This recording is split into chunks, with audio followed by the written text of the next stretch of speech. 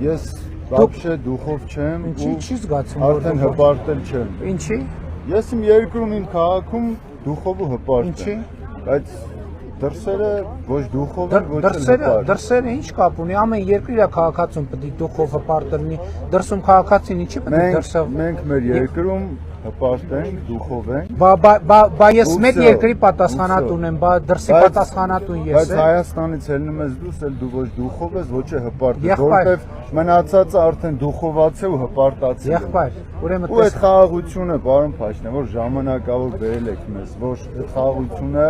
կապված է զուտ ձեր անձի հետ, որովհետև բազմիցս եւ դուք եւ մնացածը շեշտում եք, որ եթե դուք չլինեք, պատերազմ կլինի։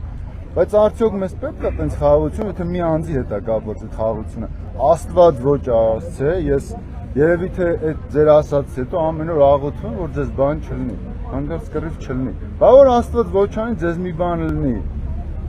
Էլ всё, հա, խաղաղություն չի լինի։ Որ ավարտեք, ես կարձագանքեմ։ Ավարտեցիք, վստահ եք։ Առաջին ամեն քաղաքացի դուխով ու հպարտ պետք է լինի իր երկրում։ Ուրիշ երկրում դուխով ու հպարտ պետք է լինի այդ երկրի քաղաքացին։ Մնացած երկրում մենք հյուրի կարգավիճակում ենք եւ դուխով ու հպարտ լինելու շատ լուրջ սահմանը, այսինքն որ մեկը գա մեր երկրում, մեկը գա ստեղ ուրիշ երկրից, իրան դուխով ու հպարտ պահի ձեզ դուր կգա։ Վաղը գալի պահում է։ Դրսինները, դրսին ով է գալիս,